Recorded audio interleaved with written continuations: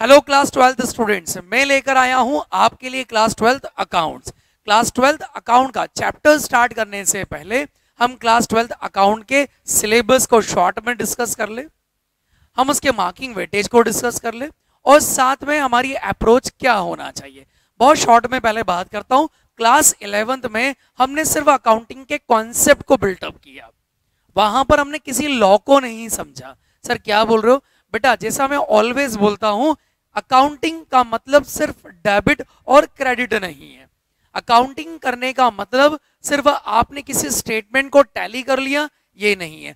आपने लॉजिकल वे में balance sheet tally करी होगी, पर प्रैक्टिकल लाइफ में अकाउंटिंग सिर्फ ऐसे नहीं कहा जाता।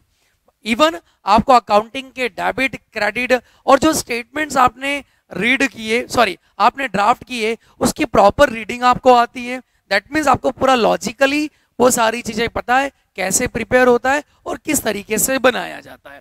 सर फिर बात क्या कर रहे हो बेटा? बात मैं ये कर रहा हूं कि क्लास 12th का जो अकाउंटिंग है ये हमें सिखाता है कि अकाउंटिंग के कॉन्सेप्ट्स को और लॉ को और जितने वेरियस रूल्स एप्लीकेबल होते हैं उनको साथ में कैसे मैनेज करना है। ओके, मतलब क्लास 12 के अकाउंट में नया कुछ नहीं है। क्लास 11 अगर हमें बहुत अच्छे से आता है, क्लास 12 उन बच्चों के लिए तो कुछ भी नहीं है। आपको 1% भी क्लास 12 के अकाउंट में कोई भी नया कॉन्सेप्ट नहीं मिलेगा। सिर्फ हमें लॉ का कंप्लायंसेस करना है क्लास 12 अकाउंट के साथ। होप सो आप मेरी बात समझ रहे हो? नहीं सर नहीं समझे, वापिस से बताओ। बेटा बात यह है कि हमारे सिलेबस में जो चैप्टर्स, जो टॉपिक कवर किए गए हैं वो लॉ से रेगुलेट होते हैं। अकाउंटिंग जो हमें करना है वो लॉ को इन्वॉल्व करते हुए करना है। एग्जाम्पल के लिए मैंने पूरे 12th के सिलेबस को 4 पार्ट्स में कवर किया है। जो आपकी 12th अकाउंट की बुक अगर आप देखोगे उसमें डिफरेंट चैप्टर्स है। मैंने उन सारे चैप्टर्स को सिर्फ 4 टॉपिक्स में, 4 हेडिंग्स में कवर किया। सबसे पहला अकाउंटिंग फॉर एनपीओ, शॉर्ट में नॉन प्रॉफिट ऑर्गेनाइजेशन। हमने क्लास 11th में जो अकाउंटिंग करी वो अकाउंटिंग करी थी एक ऐसे ऑर्गेनाइजेशन की जिसका ऑब्जेक्ट प्रॉफिट मेकिंग है।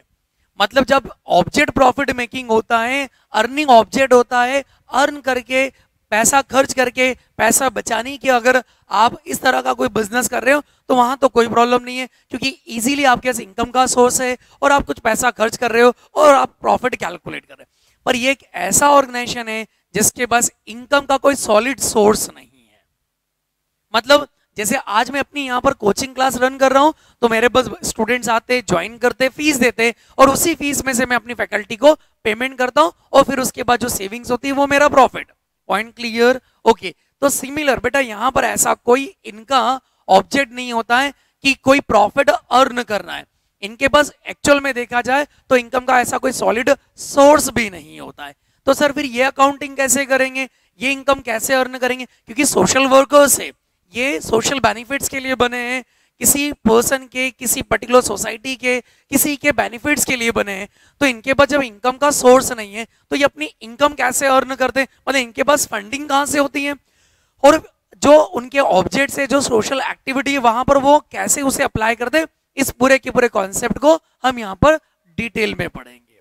Point clear? ओके, मतलब बहुत शॉर्ट में नॉन प्रॉफिट ऑर्गेनाइजेशन एक ऐसा ऑर्गेनाइजेशन जिसका ऑब्जेक्ट प्रॉफिट अर्न करने का नहीं है, जिसका ऑब्जेक्ट अर्निंग ऑब्जेक्ट नहीं है, जिसका ऑब्जेक्ट है सोशल एक्टिविटी करना। Point clear? कुछ वेलफेयर एक्टिविटीज करना। Point clear? ओके सर, जो ऑब्जेक्ट ये रखता है कि मुझे पैसा कमाना नहीं है, बचाना नहीं है, मुझे तो लोगों का फायदा करना है, ये उनके लिए अकाउंटिंग। क्लियर? ओके, ये जो पूरा टॉपिक है क्लास 11 के फाइनल अकाउंट चैप्टर जैसा है। नया कॉन्सेप्ट 1% भी कुछ भी नया नहीं है, सिर्फ दोनों के आइडिया अलग थे। प्रॉफिट मेकिंग ऑर्गेनाइजेशन का के पास इनकम का एक सॉलिड सोर्स होता है, इनके पास इनकम का कोई सॉलिड सोर्स नहीं होता है। अकाउंटिंग पॉइंट ऑफ व्यू से 100% सेम। मजा आएगा इस चैप्टर को पढ़ने में। Point number 2। फिर उसके बाद सेकेंड टॉपिक आता है हमारा अकाउंटिंग फॉर पार्टनरशिप।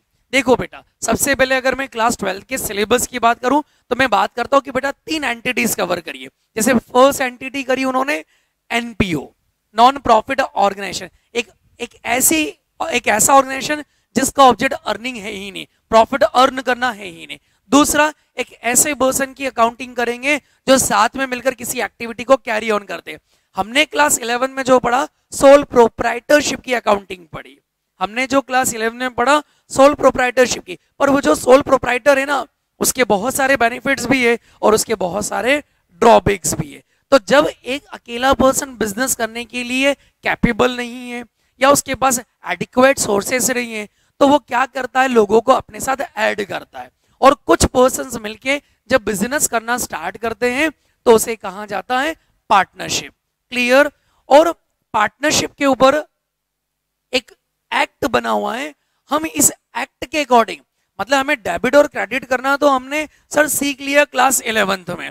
हम यहाँ बात करेंगे इस एक्ट का कंप्लायंसेस करते हुए अकाउंटिंग कैसी करना है, सेक्शन नंबर 1 से लेकर सेक्शन नंबर 55 तक मेनली, उसके बाद भी पर वो रजिस्ट्रेशन से रिलेटेड है। ठीक, हम सेक्शन 1 से सेक्शन 55 तक जो जो सेक्शंस हमारे इस अकाउंट के चैप्टर से रिलेट करती है, हम एक एक चीज को डिटेल में पढ़ेंगे। इसके अंदर वेरियस कॉन्सेप्ट्स है, मैं भी उसके सब हेडिंग्स मैंने कवर नहीं करी। Point clear? हाँ सर। उसके बाद आता है accounting for company, third entities है कंपनी। कंपनी क्या, जब मेंबर्स बढ़ाना है, मतलब मैंने बोला कि एक इंडिविजुअल पर्सन वर्किंग नहीं कर सकता है, तो वो क्या करता है, पार्टनरशिप में आता है। पर पार्टनरशिप की लिमिट है, पार्टनरशिप की लिमिट है मैक्सिमम 50 मेंबर्स। ऐसा पार्टनरशिप एक्ट में नहीं लिखा है, तो फिर सर कहां लिखा है, सिलेबस में आएंगे तब डिटेल में पढ़ेंगे। मैक्सिमम 50 मेंबर्स पार्टनरशिप कर सकते हैं, ऐसा पार्टनरशिप एक्ट में कहीं नहीं लिखा है। लॉ का रूल है, लीगल प्रोविजन है, पर देखेंगे जब सिलेबस में आएंगे समझेंगे। तो 50 से ज्यादा मेंबर, अगर 50 मेंबर्स करने पर भी हमारा ऑब्जेक्ट अगर सेटिस्फाइड नहीं होता है, तो फिर हम सर हमारे ऑब्जेक्ट को कैसे सेटिस्फाइड करें, हमको तो हमारा ऑब्जेक्ट सेटिस्फाइड करना है, अचीव करना है। दैट मीन्स जैसे एग्जांपल के लिए मुझे एक बड़ी इंडस्ट्री में वर्क स्टैब्लिशमेंट चाहिए, मुझे एक बड़ा प्लांट इन मशीनरी स्टैब्लिश करना है, एक बड़ी सी फैक्ट्री स्टैब्लिश करना है, और मेरे पास उतना एडिक्वेट सोर्सेज नहीं है। हम 50 लोग मिलके भी ना तो फंड को इकट्ठा कर सकते हैं, ना रिसोर्सेज का अरेंजमेंट कर सकते हैं। तो सर हम क्या करें, तो फिर बेटा अपन करते हैं 50 से ज्यादा मेंबर को इकट्ठा। और जब 50 से ज्यादा मेंबर को इकट्ठा करेंगे, मतलब जहां पर एक जगह लिमिट है और एक जगह अनलिमिटेड, कितने भी पर्सन को साथ में मिला के वर्किंग कर लो, तो हम बात करते हैं एज अ कंपनी। और इसके लिए भी एक कंपनी कंप्लीट एक्ट है, मैं भी एक्ट के नाम नहीं ले रहा हूं, यहां पर है the Indian partnership act 1932, the Indian partnership act 1932, और यहां पर है companies act 2013। Point clear? Okay. और इस तरह से 3 एंटिटीज कवर है हमारे 12th के अकाउंट के सिलेबस में, मतलब पहला एनपीओ, दूसरा पार्टनरशिप, तीसरा कंपनी। होप सो यहां तक की बात समझ में आ गई सर। जो क्लास 11 में पढ़ा, क्लास 11 के सारे कॉन्सेप्ट प्लस लॉ का कंप्लायंसेस। क्लियर? अच्छा, एक पॉइंट और ध्यान से सुनना, अकाउंटिंग फॉर कंपनीज में तो बहुत सारी चीजें हैं। हमारे क्लास 12th के अकाउंट के सिलेबस में 4 टॉपिक्स है, ठीक, सिर्फ 4 टॉपिक्स है। मतलब अकाउंटिंग फॉर कंपनी बहुत वाइड टर्म है, उसको बहुत ही नैरो सेंस में 12th अकाउंट के सिलेबस में कंसीडर किया है। पहला topic issue of shares capital, issue of debenture, redemption of debenture और फाइनेंशियल स्टेटमेंट। देखो, इसलिए मैं अभी बीच के टॉपिक क्या क्या टॉपिक्स कवर है, मैं उन टॉपिक की बात नहीं कर रहा हूं, क्योंकि उतनी डिटेल में अंडरस्टैंडिंग आपकी नहीं होगी। बस बेसिक बात कर रहा हूं कि सर 3 एंटिटीज कवर करी, पहला एनपीओ नॉन प्रॉफिट ऑर्गेनाइजेशन, दूसरा पार्टनरशिप और तीसरा companies. Hope so basic understanding आपकी हो गई। हाँ सर, अब अपन आते हैं चौथे पार्ट में। 3 एंटिटी कवर करने के बाद क्लास 12th के अकाउंट के सिलेबस में उन्होंने कवर किया एक तरह से, मेरा ऐसा मानना है, ये मेरा परसेप्शन है जो मैं आपके साथ डिस्कस कर रहा हूं, मेरा ऐसा मानना है जो लास्ट मतलब जो रिमेनिंग टॉपिक्स है वो पूरी तरह से मैनेजमेंट अकाउंटिंग है। सर बोलना क्या चाहते हो? बेटा बोलना ये चाहता हूं कि हमने क्लास 11th में और क्लास 12th में जो अकाउंटिंग करी ना, उस अकाउंटिंग में वो जो किया वो तो 100% परफेक्ट किया, हमने पूरा लॉजिकल वे में किया, पर फिर भी जो फाइनेंशियल स्टेटमेंट का यूजर्स है ना बेटा, उसको वो एक्चुअल इंफॉर्मेशन नहीं मिल पाती है जो उसको मिलना चाहिए। सर क्या बोल रहे हो, मतलब अकाउंटिंग के कुछ ड्रॉबैक?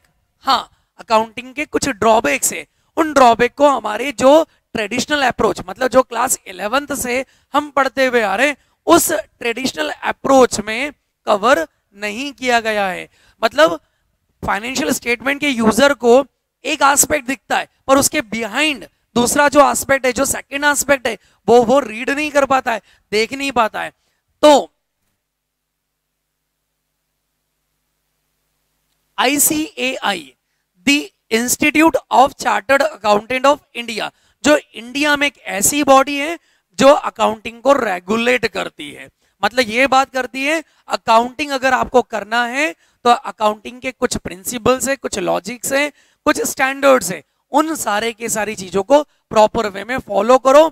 आप आपके ऑर्गेनाइजेशन के जो डेटा है ना, उसका एक सिंगल एस्पेक्ट तो अभी तक आपने देखा, पर दूसरा एस्पेक्ट भी आप चेक करो। और जिसको आप आपके स्टेटमेंट्स सर्व कर रहे हो, रीड करने के लिए दे रहे हो, उसे भी, क्योंकि वो हो सकता है जो आपके फाइनेंशियल स्टेटमेंट का यूजर है वो कॉमर्स फील्ड से ना हो, उसको अकाउंटिंग ना आती हो, तो आपको उसको डिफाइन करना पड़ेगा कि आपके फाइनेंशियल स्टेटमेंट्स में क्या क्या ड्रॉबैक्स है, आपकी एग्जैक्ट प्रॉफिटेबिलिटी क्या है। तो सर जो क्लास 11 में फाइनल अकाउंट में नेट प्रॉफिट निकाला वो एक्चुअल प्रॉफिटेबिलिटी नहीं है, नहीं, वो ओवरऑल है, पर बिजनेस पॉइंट ऑफ व्यू से एक्चुअल प्रॉफिटेबिलिटी नहीं है, बिजनेस को मेजर करने के पॉइंट ऑफ व्यू से। Point clear? हाँ, चलो इसमें एक पॉइंट और कवर करता हूं। होप सो मेरा पॉइंट आपको यहां तक समझ में आ गया कि जो लास्ट पार्ट है, हम हमारे बिजनेस का अलग अलग एंगल पर जाकर एनालिसिस करेंगे, जिससे हमारे लिए भी ये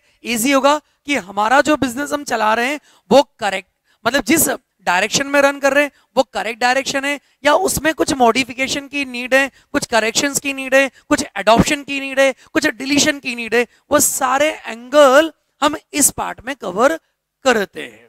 और एक और पार्ट मैंने बोला लॉ, और लास्ट जो पार्ट है ये एक अकाउंटिंग स्टैंडर्ड पर बेस्ड है, कैश फ्लो स्टेटमेंट। तो टोटल मिलाकर बेटा क्लास 12th के सिलेबस को मैंने 4 पार्ट्स में कवर किया। सबसे पहले एक ऐसे ऑर्गेनाइजेशन की अकाउंटिंग जिसका ऑब्जेक्ट प्रॉफिट अर्न करना नहीं है। पॉइंट नंबर सेकंड, एक ऐसे पर्सन या एक ऐसी एंटिटी जिसके ऑनर एक नहीं एक से ज्यादा है, पर मैक्सिमम 50 है।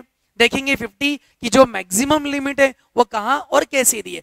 पूरा लॉ को 100% लॉजिकली एक्सप्लेन करूंगा और उसके साथ अकाउंटिंग को कनेक्ट करूंगा, मेरे साथ बने रहना।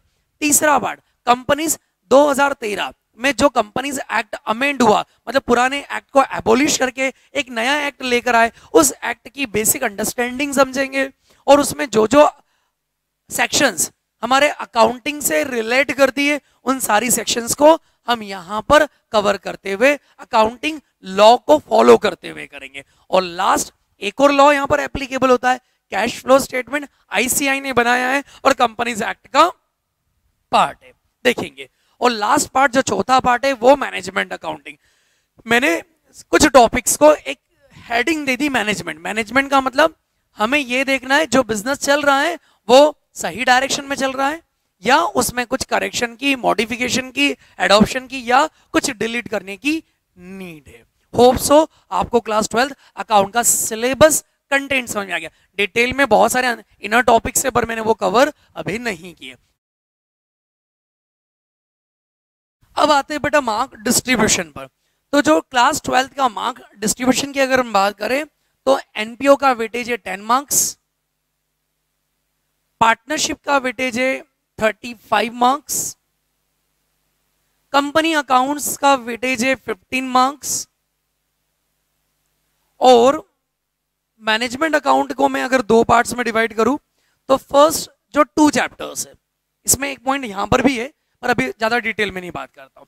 इन 2 चैप्टर्स का जो वेटेज है वो 12 मार्क्स, और कैश फ्लो स्टेटमेंट का जो वेटेज है वो 8 मार्क्स। टोटल मिलाकर अगर वेटेज की बात करें तो ये हो गया 80 मार्क्स। ठीक सर, अकाउंट का पेपर 80 मार्क्स का होगा? हाँ बच्चों, अकाउंट्स का पेपर आपका 80 मार्क्स का है सर। 80 मार्क्स और 20 मार्क्स आपके प्रैक्टिकल के हैं। प्रैक्टिकल में जो प्रैक्टिकल एग्जाम होगी बेटा, उस प्रैक्टिकल एग्जाम में 12 मार्क्स आपका एक रिटर्न टेस्ट होगा, 4 मार्क्स के लिए आपका वाइवा होगा एंड 4 मार्क्स के लिए आपकी प्रैक्टिकल फाइल का वेटेज मिलेगा। मतलब रिटर्न टेस्ट, 4 मार्क्स का वाइवा और 4 मार्क्स का आपकी प्रैक्टिकल फाइल जो आप बनाते हो उस पे 4 नंबर। टोटल मिलाकर अगर अपन बात करें तो बेटा ये आपके 20 मार्क्स प्रैक्टिकल के। इस तरीके से अगर बात करें तो 100 मार्क्स का आपका अकाउंट का सिलेबस। क्लियर?